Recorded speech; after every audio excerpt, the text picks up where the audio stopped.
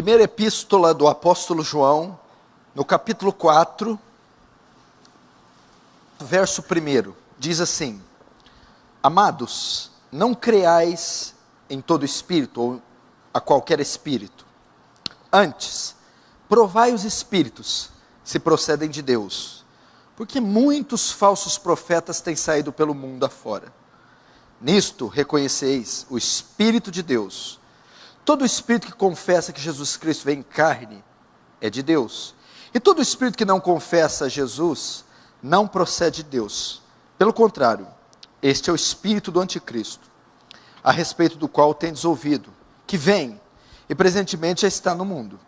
Filhinhos, vós sois de Deus e tendes vencido os falsos profetas, porque maior é aquele que está em vós do que aquele que está no mundo. Eles procedem do mundo, por essa razão falam da parte do mundo, e o mundo os ouve. Nós somos de Deus. Aquele que conhece a Deus, nos ouve. Aquele que não é da parte de Deus, não nos ouve. Nisto, reconhecemos o Espírito da verdade e o Espírito do erro. Deixa aberto aí, não feche de jeito nenhum. Vamos fazer uma pequena oração. Santo Deus, diante de Ti nos achegamos em oração, cônscios da nossa pequenez, da nossa miserabilidade, da nossa insignificância. Quem somos nós, Senhor? O que podemos nós sem o Senhor, sem Teu Espírito? O mundo jaz no maligno, dominado pelo engano, por falsos profetas. Nós não somos melhores que ninguém, Senhor. A parte da sua graça, também estaríamos no engano. Mais do que no engano, a parte da sua graça, seríamos todos condenados. Senhor, não viemos aqui reivindicar nada da sua parte, porque não somos dignos, nem merecedores de coisa alguma.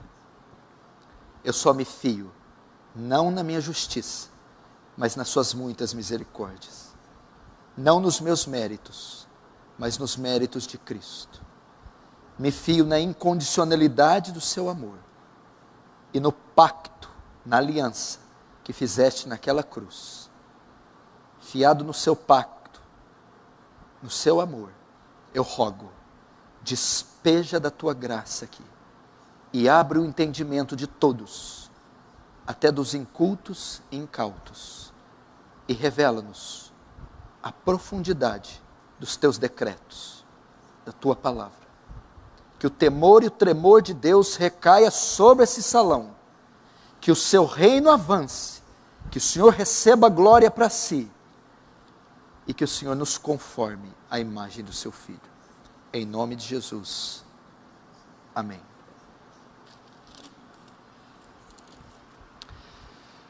Essa carta aqui, o destinatário e o ano que ela foi escrita é incerto. João não coloca isso na carta. Quem escreveu a epístola aqui é o apóstolo João. Provavelmente aqui ele é o único membro do colégio apostólico vivo. Todos os outros já tinham sido mortos. Judas já tinha negado, traído Jesus e se enforcado.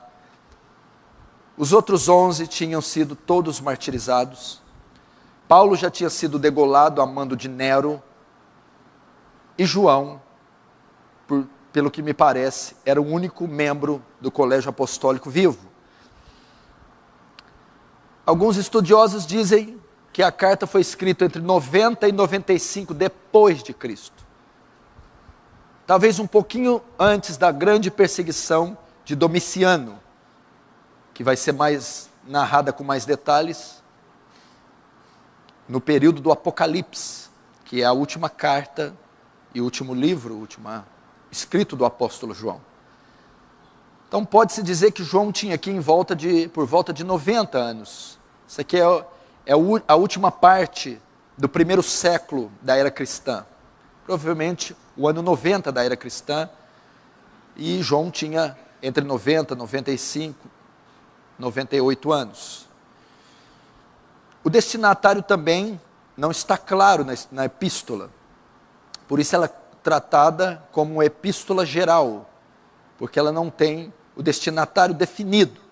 Provavelmente João escreveu para um grupo de cristãos, ou para uma igreja que estava sendo plantada. Independente do destinatário definido, é uma carta para a igreja, é uma carta para os cristãos, é uma carta para nós. Esse é mais ou menos o pano de fundo de onde foi escrita essa epístola.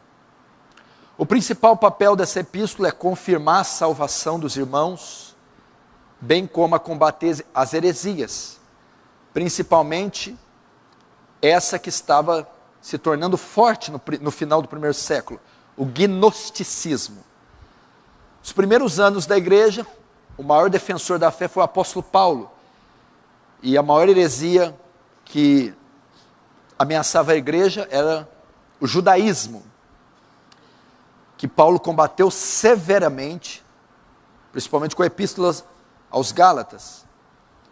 Muitos judeus queriam obrigar os cristãos a guardar a lei.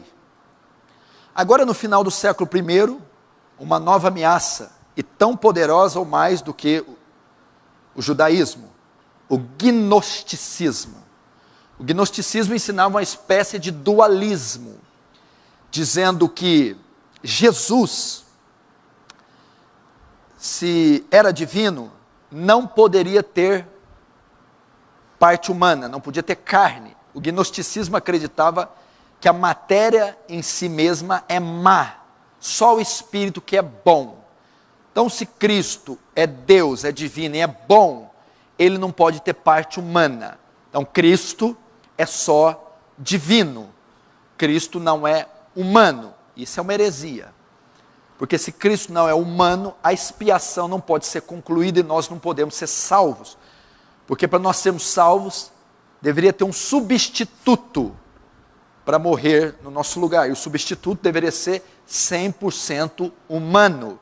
Cristo foi 100% humano. E ao combater o gnosticismo, que era uma heresia, no capítulo 4 ele dedica a maior parte do capítulo para combater esta heresia e os seus proponentes, os seus propagadores, os quais ele vai chamar de falsos profetas, falsos profetas, falsos mestres. E ele dá uma dica para a igreja, para os cristãos, como ele pode se livrar, como ele pode lidar com os falsos profetas, com o engano que ameaçava a igreja. Ele vai dizer: provai os espíritos. Provai os espíritos. E é sobre isso que eu quero pregar essa noite. Provai os espíritos. Provai os pastores. Provai os congressos. Provai os seminários. Provai os líderes. Provai as igrejas. Provai os movimentos. Provai os moveres. Submeta-os a um teste para saberem, ou para saber, se eles são de Deus, se são bíblicos, se são autênticos. Essa é a proposta de João e esta é a minha pregação. Por que ele vai dizer isso? Por conta do crescimento devastador das heresias já no final do século I da era cristã. Por causa do crescimento e da proliferação gigantesca de falsos pastores, falsos mestres, falsos obreiros, falsos apóstolos. Como então se prevenir do engano deles? Já que não temos condição de pará-los, não temos condição de estancar seu crescimento. Eles estarão por todas as partes. Como então discerni-los? Como saber se são falsos ou não? Submetendo-os a um teste, a um exame. Da mesma sorte, nós,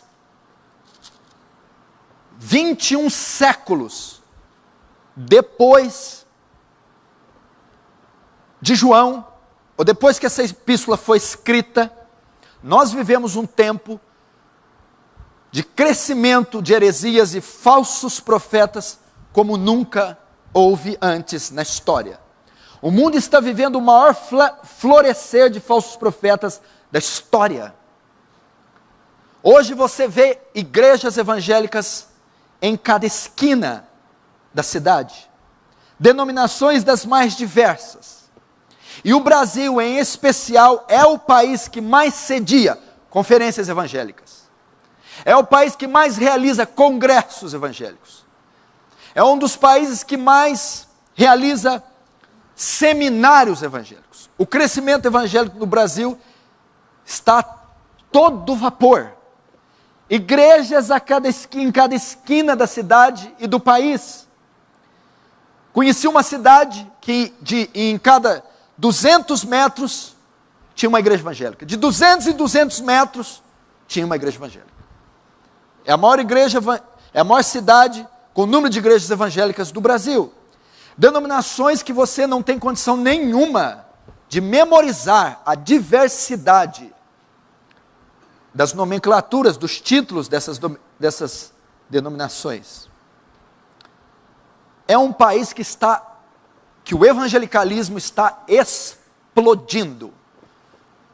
Fato é que a quantidade de pregadores norte-americanos que vêm ministrar no Brasil todos os anos é gigantesca. Entretanto, será que esse crescimento tem sido bíblico? Tudo isso que você tem visto é saudável? Será que todas essas igrejas são igrejas cristãs? Será que todos esses pregadores, principalmente os da TV, são verdadeiros pregadores? Será que todas essas doutrinas são bíblicas? São as sãs doutrinas ensinadas pelos apóstolos? Será que tudo isso que se vê com o título de evangélico, falando em nome de Jesus, curando em nome de Jesus, batizando em nome de Jesus, é de fato e de verdade de Jesus? Alguém aqui acredita que Jesus está voltando? Ou alguém aqui acredita que Jesus vai voltar? Se você acredita, diga amém. Amém. Ok. Ele disse, da mesma maneira que vimos ele aqui, da mesma maneira que ele veio na terra, pisou e andou, esteve aqui pela primeira vez, e foi predito, escrito, vaticinado, profetizado que ele viria, ele também disse que retornaria, viria outra vez, independente da vertente escatológica que você tenha, todas acreditam que ele voltará, que ele virá pela segunda vez. No entanto, ele não deixou nenhuma data definida para sua volta, isso é claro, e aqueles que se aventuraram em marcar data para a volta, cometeram grandes gafes equívocos, e falaram heresias, como Valnice Milhomes, mas ele disse que voltaria, mas não marcou data, mas ele deixou sinais para que a igreja soubesse, ao vê-los, que a volta dele estaria perto. Todos aqui disseram que acreditam na volta de Jesus. E muitos aqui, eu creio que a maioria, entende que essa volta se aproxima a cada dia. Nós estamos próximos à volta de Jesus. A nossa geração já tem tecnologia, ela já tem estrutura para cumprir todas as profecias e receber já a Jesus. É possível que ele volte em nossa geração até 30, 40 anos? É muito possível, muito possível. Jesus está voltando.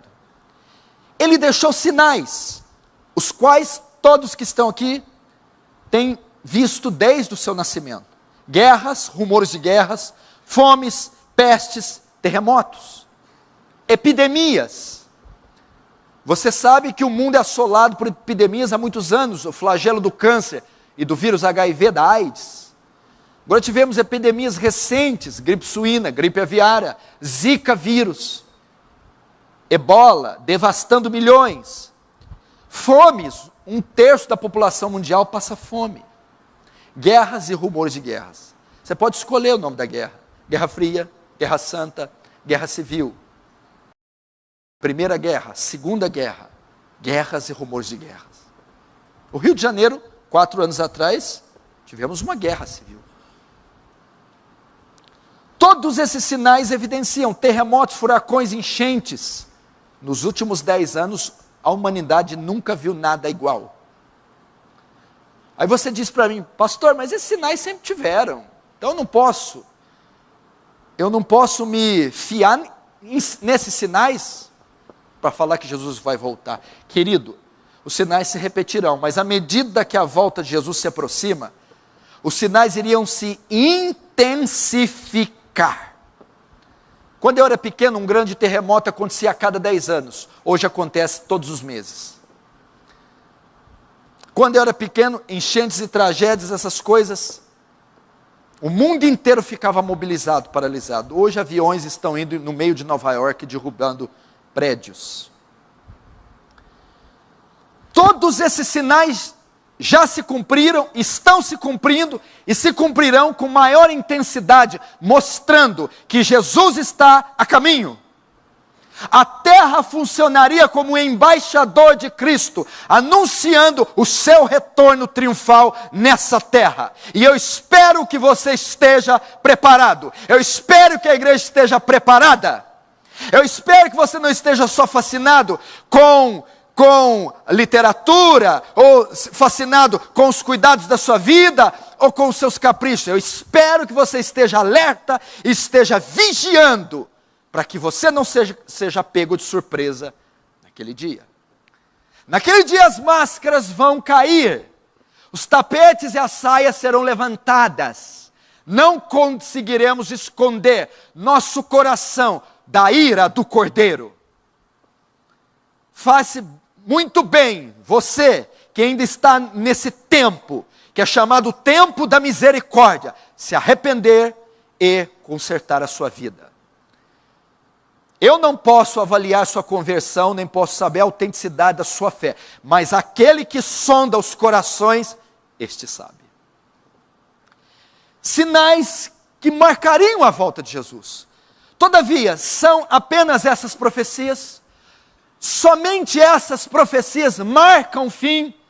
Sinais na geologia, sinais na sociologia, sinais na economia, sinais na natureza, sinais políticos? Não. Existe mais uma profecia, mais um sinal da volta de Jesus. Não precisa abrir, eu só vou citar rapidamente, porque me conhecendo, sairemos daqui muito tarde.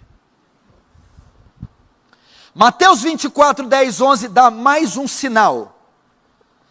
Nesse tempo, muitos se escandalizarão. Nesse tempo, que tempo? Mateus 24 é o sermão profético, um sermão escatológico. Nesse tempo, o tempo do fim, o tempo próximo à sua volta.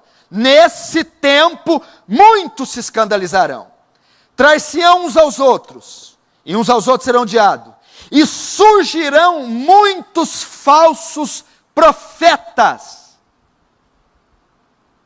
Quando que surgirá muitos falsos profetas? Nesse tempo. Que tempo? O tempo do fim. Não será assim antes que manifeste, que venha a apostasia e se manifeste o homem do pecado. Paulo está falando do fim. O fim não será antes que venha a apostasia. O fim seria marcado por engano religioso. Surgirão muitos. Jesus fala de uma quantidade exorbitante. O fim não seria marcado por muitos profetas, homens de Deus. Você não vai ver aí multidões de Jonathan Edwards, multidões de Martyn Lloyd-Jones, multidões, não. Você vai ver multidões de falsos profetas. Agora o que mais espanta é que Jesus diz, eles terão sucesso, eles serão bem-sucedidos, os falsos profetas terão sucesso, terão. Serão bem-sucedidos. Surgirão muitos falsos profetas e enganarão a poucos. Enganarão a alguns. Enganarão um punhado. Não. Enganarão a muitos. Os falsos profetas farão um sucesso danado. Os falsos profetas serão campeões de venda. Jesus diz que esse seria o cenário da volta dele. O engano sendo propagado em larga escala no mundo. Dezenas, centenas e milhares de falsos líderes, de líderes pagãos, de falsos profetas, propondo engano em todo mundo, fariam muito sucesso, enganando muitos. Marca do fim. 1 Timóteo 4,1 diz assim, escute, mas o Espírito expressamente diz que nos últimos tempos, uma profecia dada pelo apóstolo Paulo do Espírito Santo, o Espírito que é o Espírito que está aqui, Paulo está se referindo ao Espírito Santo, expressamente, ele está dizendo, olha só, o Espírito diz com urgência, que nos últimos tempos, apostatarão alguns da fé, dando ouvido a espíritos enganadores e doutrinas de demônios. É mais uma profecia acerca do fim. É mais uma profecia que marcaria o cenário mundial, o cenário religioso do fim. Muitos se apostatarão. O que é apostatar? Se esfriar, se desviar da fé. Que fé? Da fé salvífica, da verdade, do evangelho, para dar ouvido a esses falsos profetas.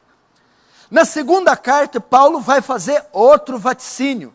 2 Timóteo 4, verso 1 a 4. Olha isso aqui. Conjuro-te, pois, diante de Deus, do Senhor Jesus Cristo, que há de julgar os vivos e os mortos na sua vinda e no seu reino. Cuidado, a vinda é julgamento. Que pregues a palavra, instes a tempo e fora de tempo. Redáguas, repreende, exortes, com toda a longanimidade e doutrina. Por quê? Virá o tempo. Virá o tempo. Que tempo? O fim. Virá o tempo em que não suportarão a sã doutrina, mas tendo comichão, coceira nos ouvidos, amontoarão para si, Joel Osteen, Benny Hinn, Kenneth Copeland, Silas Malafaia, Marco Feliciano, Edir Macedo, Valdomiro Santiago, amontoarão para si homens, doutores, pastores, conforme as suas próprias concupiscências, os seus próprios desejos, e desviarão os ouvidos da verdade, voltando às fábulas. O que se prega hoje na TV não é uma fábula, é um conto de fada. O que você ouviu aqui, os vídeos que o irmão Justin postou, daqueles pastores falando, não são fábulas, piadas. A Bíblia agora aqui faz uma profecia, presta atenção, que você nunca pensou, é fácil culpar só os falsos profetas. Essa segunda profecia não recai sobre eles, recai sobre o povo. Ele está dizendo aqui, é do povo, é dos fiéis. Ele diz aqui que chegará o tempo que não suportarão, as massas não querem a verdade, as massas não suportam a verdade, a sã doutrina, mas elas amontoam, juntam, formam, esculpem, fazem para si mestres, pastores, doutores, conforme seu próprio desejo, sua própria cobiça, sua própria concupiscência. Então eles desviam os ouvidos da verdade, é por isso que você vê esses mega templos. Eles desviam os ouvidos da verdade, pregadores cristocêntricos, para se voltar à fábula, à mentira, ao engano. Isso marcaria o fim. 2 Pedro 2, 1, 3. E também houve entre o povo falsos profetas. Pedro está falando aqui do período dele e do Antigo Testamento. Sempre houve essa raça, falso profeta.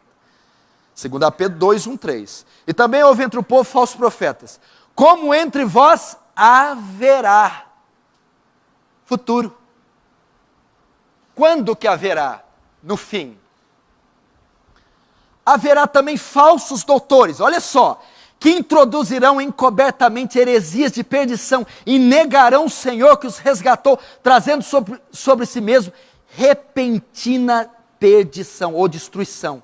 E muitos seguirão suas dissoluções. Olha aqui o sucesso dos falsos profetas. Muitos, pelos quais será blasfemado o caminho da verdade, e por avareza farão de vós negócio com palavras fingidas, sobre os quais de largo tempo não será tardia a sua sentença, e a sua perdição não dormita.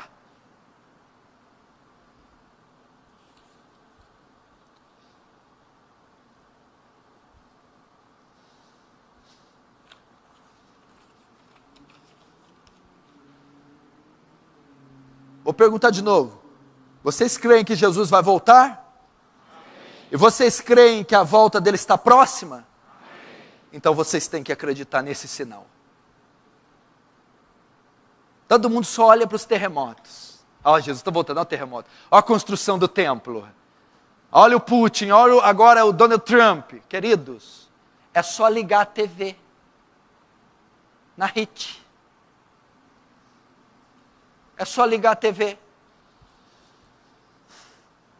Agora nós vamos voltar para o texto. 1 João 4:1. Isso marca o tempo do fim.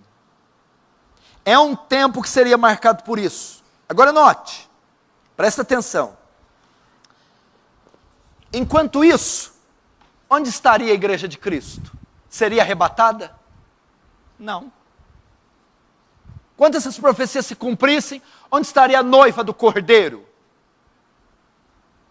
Seria assunta aos céus? Não. Onde estaria o crente verdadeiro? Estaria aqui. Ele estaria no meio dessa explosão herética. Logo, faz-se necessário preparar a igreja para lidar com isso. Não peço que os tire do mundo, mas que os livre do mal. A igreja estaria aqui neste contexto. A igreja presenciaria esse avanço estrondoso de heresias e esse crescimento estrondoso de falsos profetas.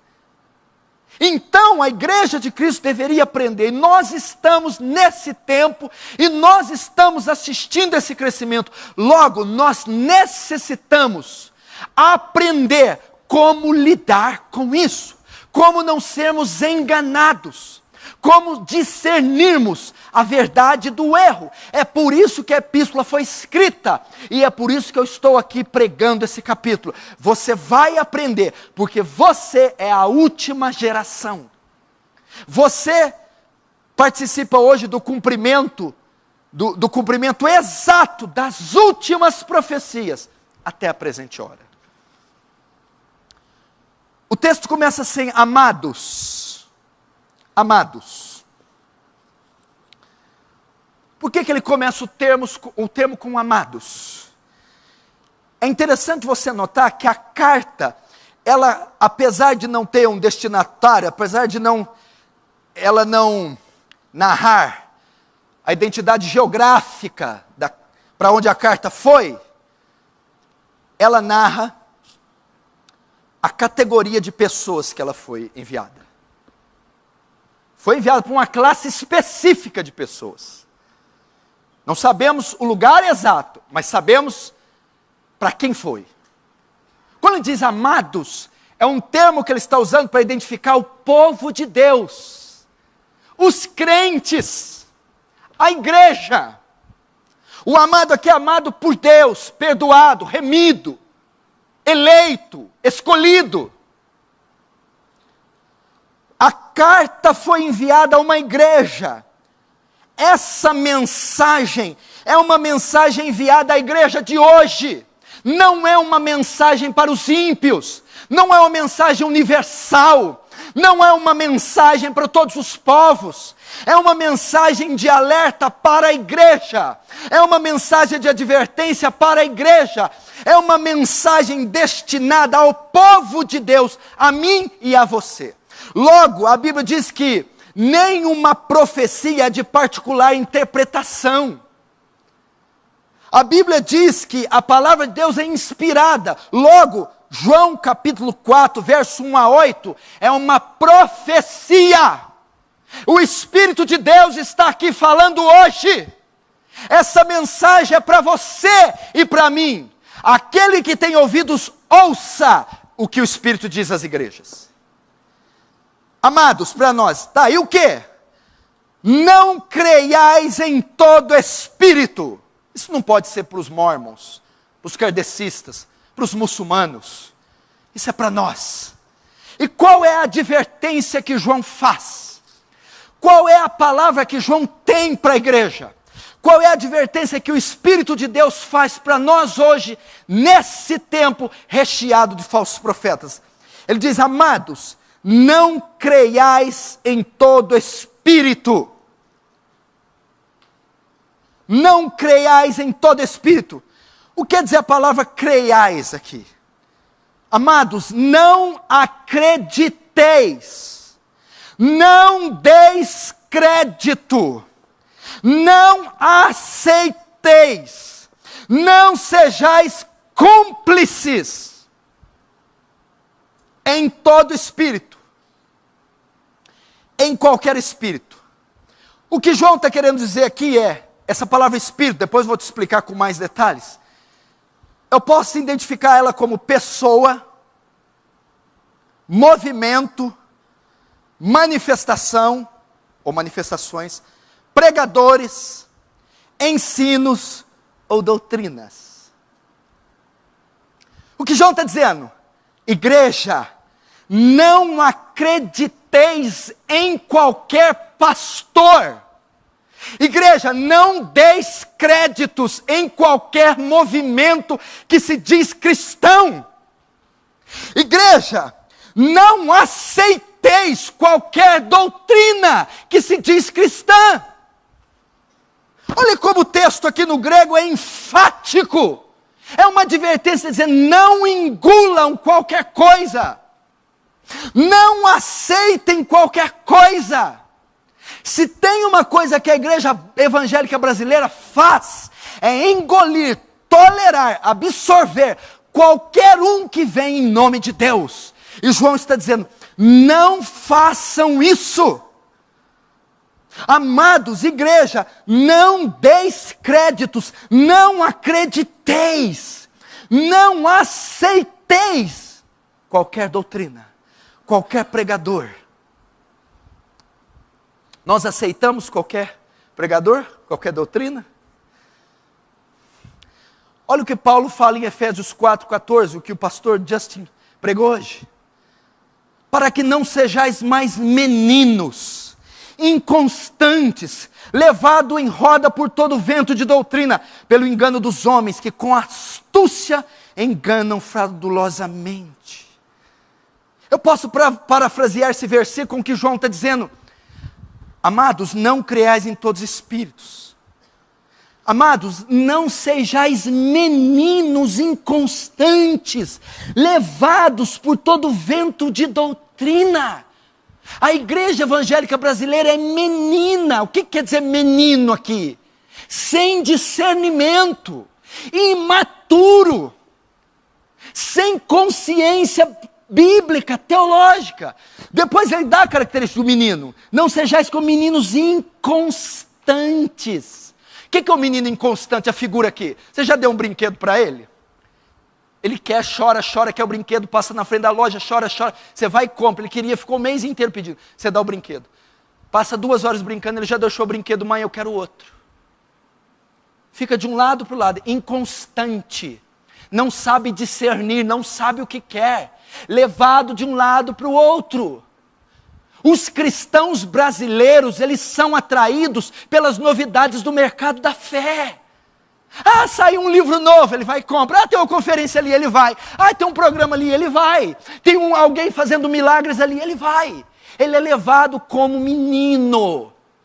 Não sejais como meninos, ou seja, sem discernimento. Principalmente a ala pentecostal, a ala carismática. ela não tem discernimento. Falou em nome de Deus, enrolou a língua, rodou um pouquinho. Meu, sai da frente. Sai da frente.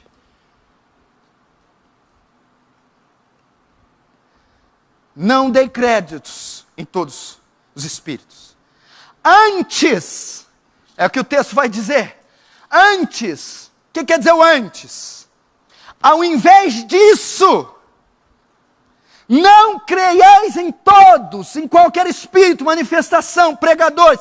Antes, ao invés disso, provai os espíritos. O que quer dizer o provai aqui no grego? Dokimazo. É uma palavra usada na metalúrgica para purificar o metal. É para testar a pureza do metal, se uma coisa é genuína ou não. Eles usavam a palavra dokimazo. Quando João fala antes provai, dokimazo é teste, exame, verificar se uma coisa é genuína ou não. Amados, não creiais em todo espírito, antes submeta-os a um teste.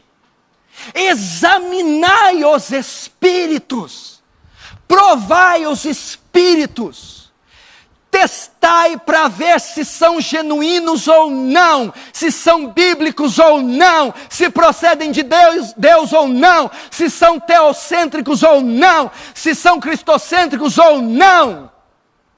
Não engulam qualquer heresia e babaquice gospel.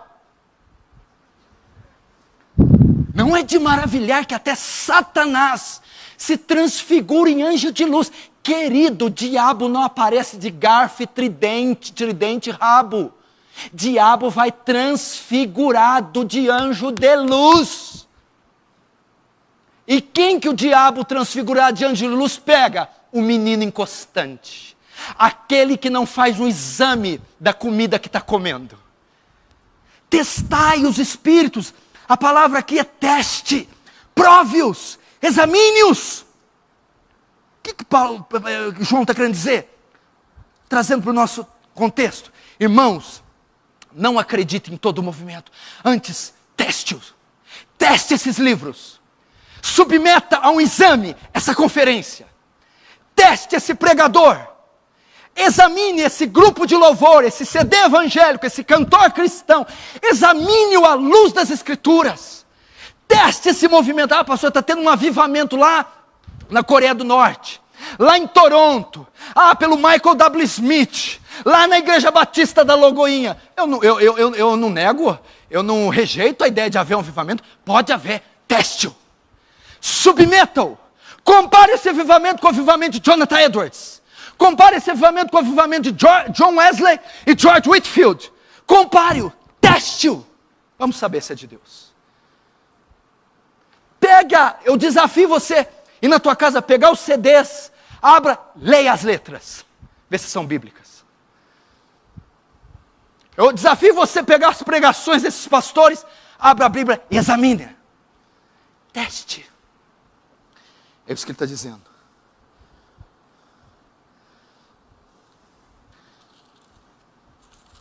Amados, não dei créditos, mas provai os espíritos. Na minha tradução revista e atualizada, para ver se procedem de Deus. Você lembra de Atos 17:10, foi citado aqui também? E logo os irmãos enviaram de noite Paulo e Silas a Bereia. E eles chegando lá foram à sinagoga dos judeus.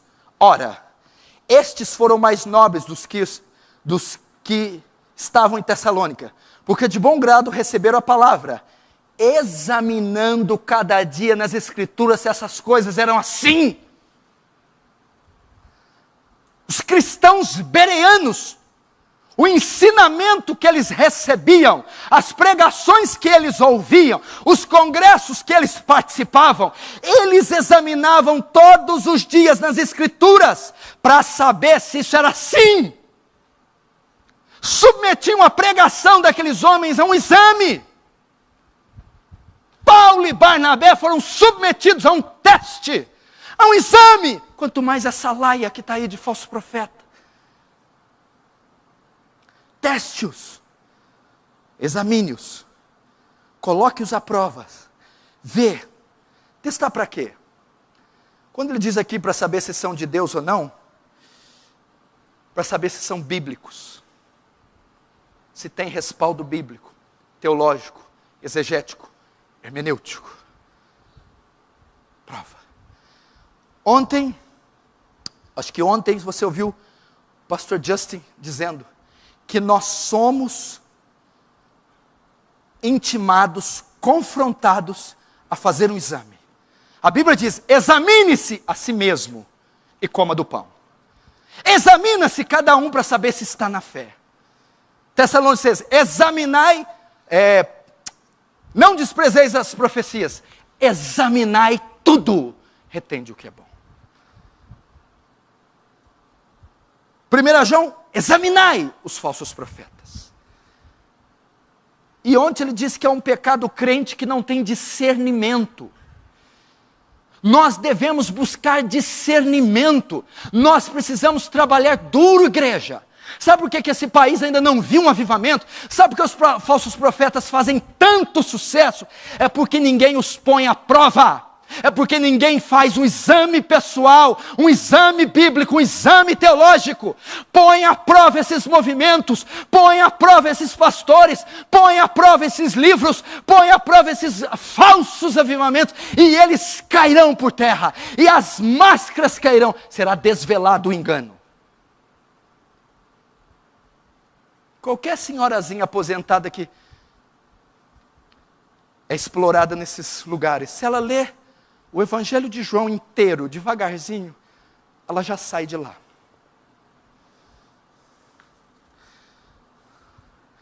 Agora, por que João usa o termo espírito? Você sabe? Amados, provai os espíritos. Por que será? Porque 2 Coríntios 10, verso 4, diz assim, as armas da nossa milícia não são carnais, mas poderosas em Deus para destruir fortalezas. Aí ele vai terminar levando todo o nosso pensamento cativo em obediência de Cristo Jesus. Aqui Paulo responde por que João usa o termo espírito. As armas da nossa milícia não são carnais. Ele está falando de uma guerra espiritual. Ele está falando de arma de milícia. Ele está usando figuras de combate, de guerra. As armas do nosso pelotão, as armas da nossa milícia, não são carnais. Embora vivendo na carne, não lutamos segundo a carne. Aqui carne está falando de natureza. Embora sendo homens, humanos, de carne e osso, não lutamos com carne e osso. Porque as armas da nossa milícia não são humanas. Ali ele está revelando o oponente. Ele está querendo dizer, não existe nada na terra que vença o oponente. Não existe matéria que faz frente contra o oponente. Não existe artifício humano que o derrube. Porque as armas da nossa milícia não podem ser naturais. Porque o inimigo é espiritual. Mas poderosas em Deus. Ele está dizendo que o combate é contra Satanás. Que o combate é contra o inferno. Que o combate é contra o príncipe das trevas. Tá, mas o que tem a ver com João? Vamos lá. Mas as armas da nossa milícia não são carnais, mas poderosas em Deus, para destruir fortalezas. O termo fortaleza ali no grego dá a ideia de ideologia. Ideologia. O que é ideologia? As armas da nossa milícia não são carnais, mas poderosas em Deus, para destruir ideologias, filosofias, pensamentos, argumentos, estratagemas. Primeiro ele revela que o campo de batalha do diabo não é arranhar a tua janela, não é fazer barulho de noite, não é vir com o demônio babar no meio de um culto. O campo de batalha do diabo é na mente. Se você continuar o texto, ele vai dizer para destruir sofismas, setas, engano. E ele usa o termo de um forte, de uma fortaleza. Ou seja, o diabo é quem está por trás das ideologias, das heresias. É ele quem está por trás das filosofias pagãs, do ateísmo, do engano. E ele tem milhões nas suas fortalezas. Aonde os homens estão presos? Na mente. Aonde os homens estão presos? Na ideologia, na filosofia, nos pensamentos. O que o senhor está querendo dizer? Que todas as heresias procedem de uma só fonte. Todos os falsos profetas têm uma só nascente. Todo engano, todo sofisma, toda ideologia, toda filosofia vem do príncipe das trevas. Satanás é quem está por trás do engano. Satanás é quem está por trás da heresia. Por exemplo, no Éden, Gênesis 3, 1, 5. Quem lançou sofismas sobre Eva? Diz assim, é assim que Deus disse? Não comereis de toda árvore do jardim? Olha o sofisma. Satanás na mente de Eva, inclinando ela para o erro. Mateus 4,6. Se tu é o filho de Deus, lança-te daqui para baixo, porque está escrito que os seus anjos darão ordem ao teu respeito.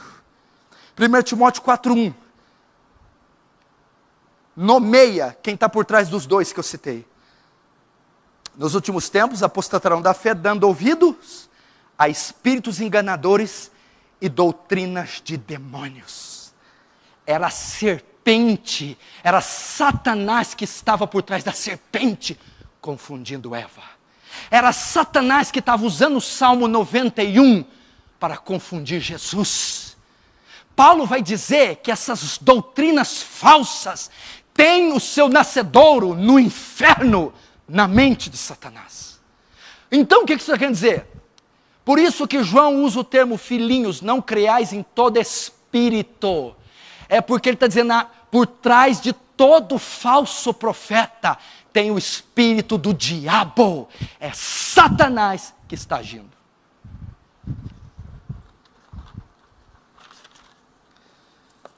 Você precisa saber disso. Ai, pastor, não fala assim daquele pastor. Querido, se é herege, se é falso profeta, se ensina engano, está inspirado por demônios. Eles são os criadores do engano. Eles são os criadores das heresias. É Satanás que é o criador do engano. Por isso João usa o termo espírito. John MacArthur diz isso. Ele afirma, por trás de cada falso profeta, há o espírito do diabo. Para você ver com quem nós estamos lidando. Por isso que você vê que essas heresias dão tão certo, dão tanto resultado, são tão ardilosas, engendradas, planejadas, porque tem a sua fonte no laboratório do engano, na mente de Satanás. Mas vamos continuar. Por isso ele usa o termo espírito. Verso 2. Nisto reconheceis o Espírito de Deus. Todo espírito que confessa que Jesus Cristo veio em carne é de Deus. E todo espírito que não confessa Jesus não procede de Deus. Pelo contrário, é o espírito do anticristo. Até aí.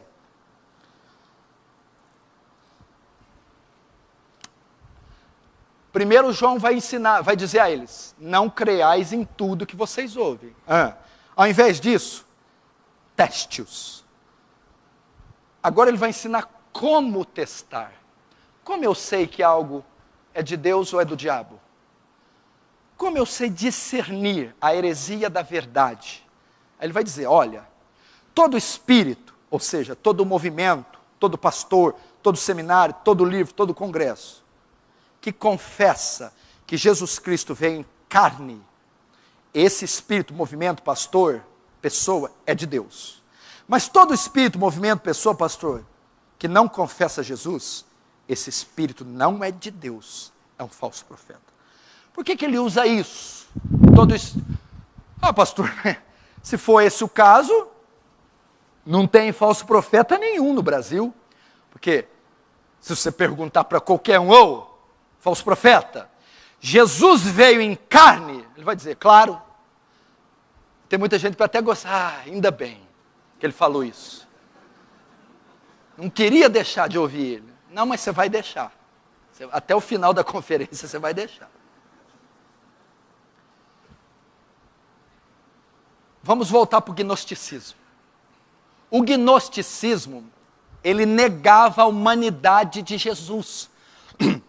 A carta foi direcionada a cristãos que estavam sendo ameaçados por essa principal seita, por esses falsos mestres que ensinavam o gnosticismo. Logo, João, ele especifica a carta, ou melhor, ele especifica a heresia a ser combatida com a carta. Todo espírito que confessa que Jesus vem em carne é de Deus. Esse não é falso profeta. Aquele que não confessa Jesus não é de Deus. Por quê? Os falsos profetas estavam atacando a cristologia da igreja. A principal doutrina da igreja. A cristologia, a doutrina de Cristo. Eles estavam negando uma das naturezas de Jesus. O gnosticismo acreditava, a palavra gnosticismo vem do grego gnosis, conhecimento. Do verbo grego gnosko, conhecer. E eles entendiam que a matéria é má. Então tudo que é matéria é mal. O corpo humano é mau. Se Jesus é Deus, ele não pode ter nada mal. Então Jesus não foi humano. Jesus era só divino. Os gnosticismos ensinavam que se Jesus andasse na praia, não ficava pegada. Não tinha pegada. Negar isso é uma afronta. Esse dualismo. Porque para ser Jesus, ele tem que ser 100% homem, 100% Deus. É o que chamamos de união hipostática, que foi decidida no Concílio de Calcedônia, 451 depois de Cristo. O que é a união hipostática? As duas naturezas coexistem juntamente sem se misturar. Jesus é 100% homem e 100% Deus. Se você negar uma dessas naturezas, acabou o evangelho e o cristianismo. O gnosticismo não, ele é só Deus, ele não tem humanidade, porque a matéria é má, heresia. Você quer ver uma prova disso? Tem uma passagem que ele mostra as duas naturezas ao mesmo tempo. Quando eles estão atravessando o mar. Jesus estava tão cansado que estava dormindo, 100% homem. Na mesma passagem ele acorda e repreende o mar, 100% Deus. 100% homem, 100% Deus. As duas naturezas coexistem na mesma pessoa sem se misturar. União hipostática.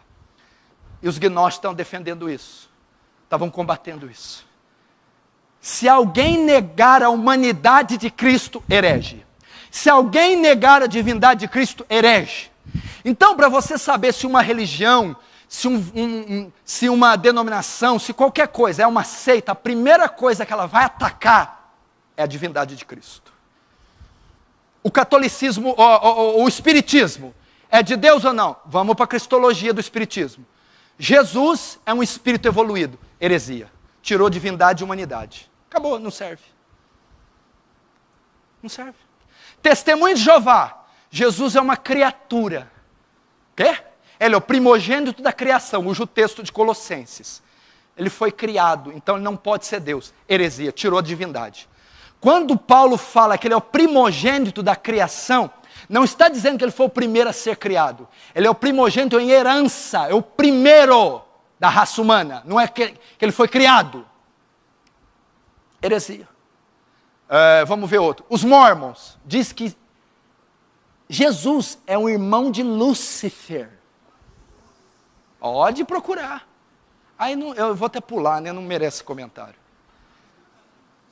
Catolicismo romano. Não, aí você não pode. Porque eles não negam a divindade e a humanidade. Sim, é verdade. mas eles atribuem que a salvação só a Cristo não é suficiente. Cristo e Maria, Cristo e os santos, Cristo e os homens, também não serve. É solos Christos. Maria é corredentora com Cristo, porque só o sangue dele não serviu. Maria é coadjutriz, e mediadora, e medianeira entre Deus e os homens. Então ela ajuda Cristo, também não serve. Porque Cristo é suficiente, também heresia. Quando enaltece demais a pessoa, uma das pessoas da Trindade, e rejeita Cristo, heresia. O livro Bom Dia Espírito Santo, quem que é o centro do livro? O Espírito Santo, heresia. Jesus diz, e o Espírito quando vier, glorificará a mim, e fará vocês ouvirem tudo que tiverem ouvido de mim. O Espírito Santo aponta para Jesus, o Espírito Santo exalta a pessoa de Jesus, o Espírito Santo glorifica Jesus. Então, tudo que é do Espírito aponta para Jesus e não para o próprio Espírito. Heresia, o livro Bom Dia Espírito Santo. Manifestações benihínicas, heresias, heréticas. O universo é cristocêntrico, a terra é cristocêntrica, o culto é cristocêntrico, tudo é cristocêntrico, nós somos cristocêntricos. Tá, mas aí você vai falar assim, pastor, mas aí não deu muito para pegar os falsos profetas. Nisto conhecereis o Espírito de Deus, todo Espírito que confessa que Jesus Cristo veio em carne é Deus. Vamos lá. Como eu provo os falsos profetas? A humanidade de Cristo é uma verdade comprovada na Bíblia. Negar uma verdade comprovada biblicamente torna-se heresia. Todo pastor, pregador, movimento, livro, conferência que nega, distorce uma verdade declaradamente exposta na Bíblia, herege.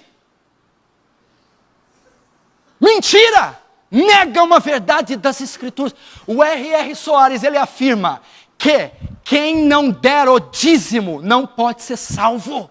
Porque ele diz lá em 2 Coríntios 6, 9, nem os sodomitas, efeminados, nem os ladrões herdarão o reino do céu. Aí ele vai para Malaquias 10, roubará o homem o Senhor teu Deus? E vocês perguntam assim, em que me roubará? No dízimo de oferta. Quem não dá dízimo de oferta é ladrão. O ladrão, segundo 2 Coríntios 6, 9, vai para o inferno. Então quem não dá dízimo é ladrão, quem é ladrão vai para o inferno. Ou seja, a expiação não é feita pelo sangue, é feita pelo dízimo. Heresia! Heresia! Sai, não vê, desliga a TV, anuncia para todo mundo, heresia! Onde já se viu ensinar isso, gente? Então a salvação é comprada, a salvação vale 10% do que você ganha. Salmo 46, 39 diz, a redenção da alma é caríssima, ninguém pode pagar.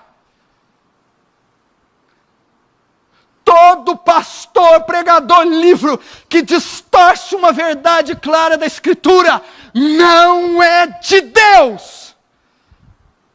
Pastor, mas como é que eu vou saber se eu não leio Bíblia?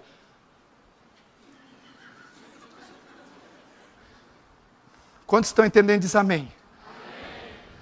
Eu sei que na verdade alguns riem para não chorar, porque já bebeu tanto desse lixo. Vamos continuar. Verso 2, nisso reconheceis o Espírito de Deus, todo Espírito que confessa que Jesus Cristo veio em carne é de Deus, e todo Espírito que não confessa Jesus não procede de Deus, pelo contrário, este é o Espírito do Anticristo, a respeito do qual tendes ouvido, que vem e presentemente já está no mundo. Vamos lá para você entender isso aqui rapidamente que eu não tenho tempo. O que ele está querendo dizer aqui? Todo Espírito que não confessa Jesus não é de Deus, mas o Espírito do Anticristo.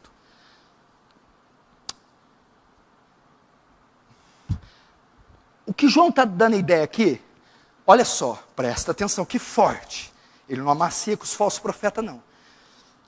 Todo falso profeta, meu Deus do céu, todo aquele que distorce a verdade, que engana, como esses abutres que você viu aqui nos vídeos e os que estão na igreja brasileira, eles são tipos de um anticristo.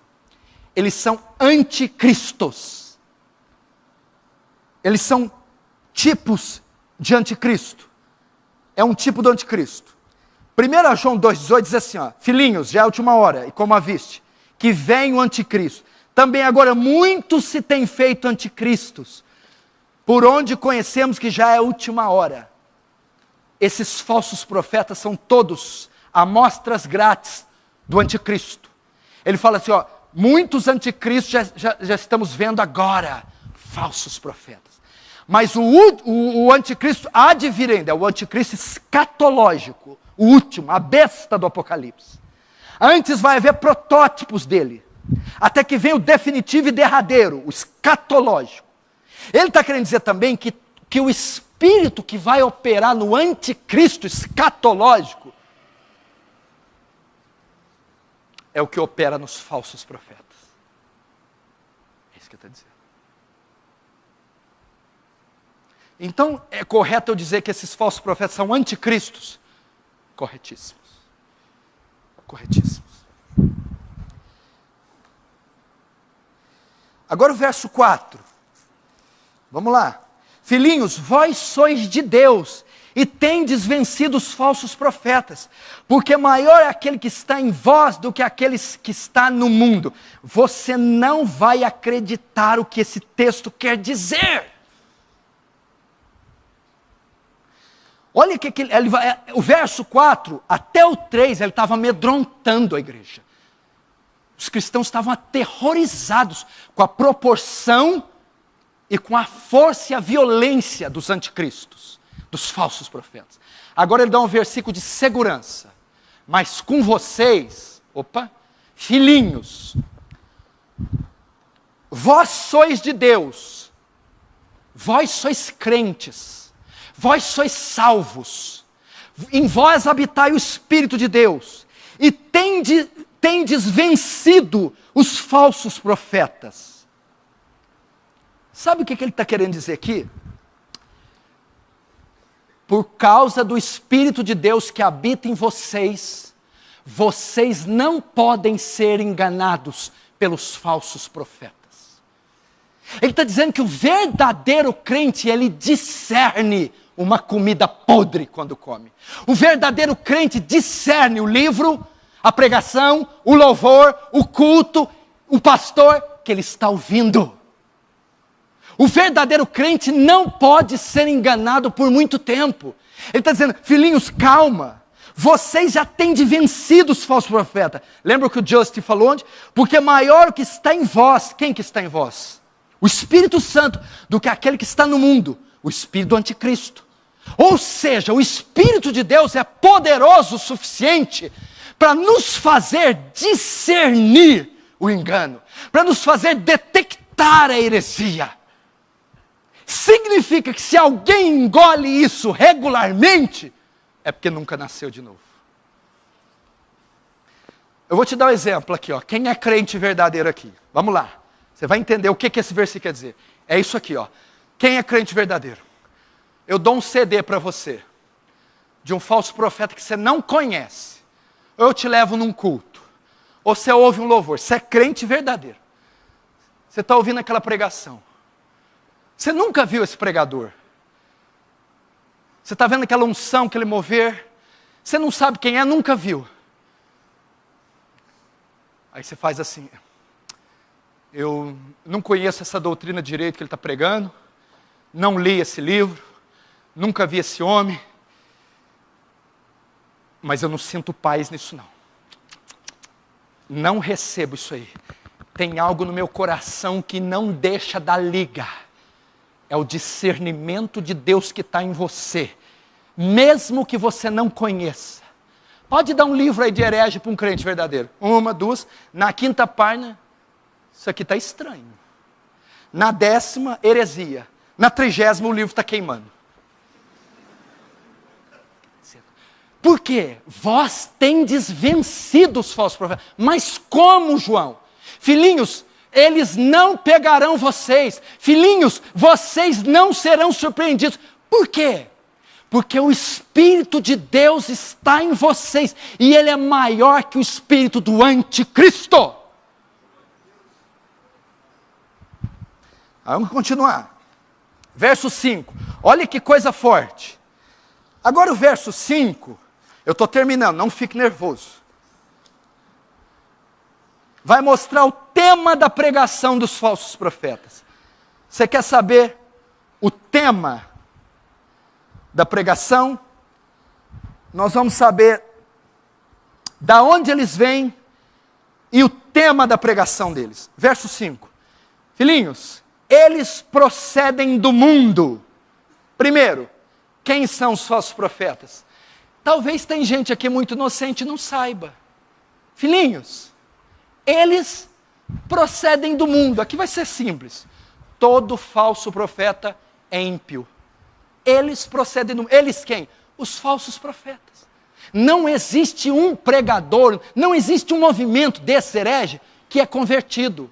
Nenhum fala pelo Espírito de Deus, nenhum é sincero, eles nunca nasceram de novo, eles não são salvos, nunca foram salvos. Se vão ser, não sei, Deus sabe, mas eles não são. Filhinhos, eles procedem do mundo, eles são ímpios, eles não têm o Espírito de Deus, eles não foram regenerados, não nasceram de novo, eles nunca foram salvos.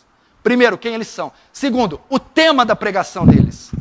Filhinhos, eles procedem do mundo. Por essa razão, falam da parte do mundo. Falam da parte do mundo. Qual é o tema da mensagem? Olha como você identifica um falso profeta. Fala da parte do mundo. A mensagem deles é centrada no triunfalismo, na autoajuda, na teologia da prosperidade. Falam o que o mundo quer. Falam das benesses do mundo, das novidades do mundo. Você quer discernir um falso profeta? Eu vou te dar um exemplo ao contrário, como você faz. Assiste ele. Menciona doutrina da expiação, da adoção, da imputação, justificação pela fé somente. Falam da regeneração, santificação. Esquece. Falam da propiciação. Pergunta para eles o que é propiciação. Pergunta lá. Como é que um pregador pode se dizer cristocêntrico de Deus, teu Espírito de Deus, se ele nunca pregou as principais doutrinas da fé? Do mundo são. Eles procedem do mundo, por essa razão falam da parte do mundo. Confissão positiva, teologia da prosperidade, autoajuda, triunfalismo. Essa é a mensagem. Primeiro, qual a identidade deles? Quem eles são? Ímpios. Segundo, qual a mensagem deles? Antropocêntrica. Terceiro, qual é o público deles? Agora você vai arrepiar. Verso 5, eles procedem do mundo, por essa razão fala da parte do mundo, e o mundo os ouve. Sabe quem que é o público deles? Choquem. Quem que é o público dos falsos profetas? Os bodes. Não há uma ovelha genuína de Cristo lá. São bodes. Joio. O mundo os ouve, o público deles são os não regenerados, os não convertidos. São comunidades de bodes pastoreadas por lobos. Nessas mega igrejas, nessas igrejas nababescas, não é a noiva do cordeiro que está lá. É o joio que está lá. Espera aí, pastor. Mas pode haver conversão lá? Pode. Pode ter algum salvo lá? Pode. Então eu peguei o senhor. Gente pode converter lá? Pode. Pode ter gente salva lá? Pode. Terceiro, pode permanecer salva lá? Não. Absolutamente. Por quê? O próprio texto explica. Maior é que está em vós. Se haver uma conversão lá, o Espírito de Deus vai arrancá-lo de lá e vai integrá-lo no corpo místico de Cristo, que é a igreja de Cristo.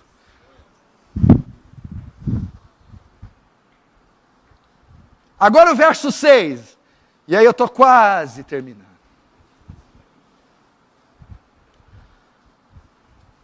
Nós somos de Deus. Nós quem? Aqueles a quem Ele está enviando a carta. Logo, esse nós é quem? A igreja, eu e você. Nós somos de Deus.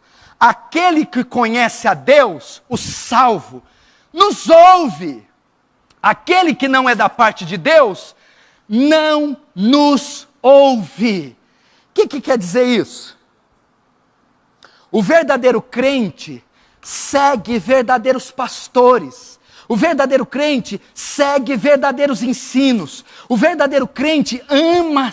Gente, eu vi o John MacArthur, ele fazer a exposição desse texto, eu quase chorei. Ele está dizendo assim, olha, ele foi explicar uma experiência, foi falar com os carismáticos. O Espírito Santo sabe. A gente não vê, a gente não sabe, a gente não conhece. Ele falou, olha queridos, o Espírito Santo dá evidência sim, mesmo a gente não sabendo de onde. Ele vai dizer, eu tenho um grande amor pela palavra, eu amo a palavra com todo o meu coração, eu dou minha vida pela verdade, eu amo a verdade, eu vivo a verdade, eu prego a verdade, como nunca. Eu não sei de onde veio esse amor, mas eu sei que o dia que eu nasci de novo, o dia que eu me converti, esse amor pela verdade foi colocado no meu coração. E não é à toa que ele escreveu um livro, Guerra pela Verdade. O verdadeiro crente ouve João, ouve Paulo, ouve Pedro, ouve Isaías, ouve Jeremias, ouve a sã doutrina, ama o evangelho, gosta de doutrina santa, gosta de expiação, redenção, santificação, oração. É isso que ele está dizendo, olha lá, nós somos de Deus, aquele que conhece a Deus nos ouve. O verdadeiro salvo gosta de palavra, gosta de verdade, não se sacia com essas doutrinas mirabolantes, fajutas. É isso que está dizendo, olha. O verdadeiro, nós somos de Deus, aquele que conhece Deus, ouve-nos. Aí segundo, aquele que não é de Deus não nos ouve. O bode não gosta de ver, cadê o Lucas Santana? Levanta a mão, eu nunca vi gostar de bode igual ele, levanta a mão. Cadê Lucas? Ah não, mas aí não é possível. Lucas, fica aí no final com o facão, aí bode, você pode. O verdadeiro crente segue o verdadeiro pastor. O bode não gosta de verdade. Aí ele termina, olha só, fechando como você conhece, como você faz o teste. Nisto reconhecemos o espírito da verdade e o espírito do erro. Nisto o quê? Nisto conhecemos o espírito da verdade e o espírito do anticristo. Nisso discernimos Satanás e o Espírito Santo. Como? Pela doutrina. É isso que ele está dizendo. Nisto. Essa é a maneira de discernirmos o espírito da verdade e o espírito do erro. Como? Pesem na balança as doutrinas que ensinam. É isso que ele está dizendo. Nisto conheceremos o espírito da verdade pela doutrina que ensina. E o espírito do erro pela doutrina que ensina. E como faremos para saber se um é do erro e um é da verdade? Provando as doutrinas. Provando, testando as doutrinas. E assim, João fecha a epístola.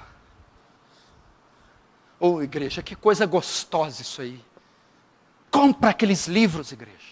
Compre Bíblias de estudo, igreja. Gaste horas debruçados em cima deste livro maravilhoso, igreja. Quanta coisa aqui, eu já li um pregador, não sei se é George Miller, disse que a Bíblia não pode ser lida. A Bíblia tem que ser garimpada. Há tesouros aqui, nele, Cristo, na Bíblia, todos os tesouros estão ocultos. Durma com esse livro, come esse livro, mastigue esse livro, estude de capa a capa, letra por letra, no hebraico, no grego, para que você saiba discernir os espíritos. Antes de um avivamento derramado pelo Espírito, temos que ter um avivamento bíblico, um avivamento de conhecimento, para sermos cristãos bereanos.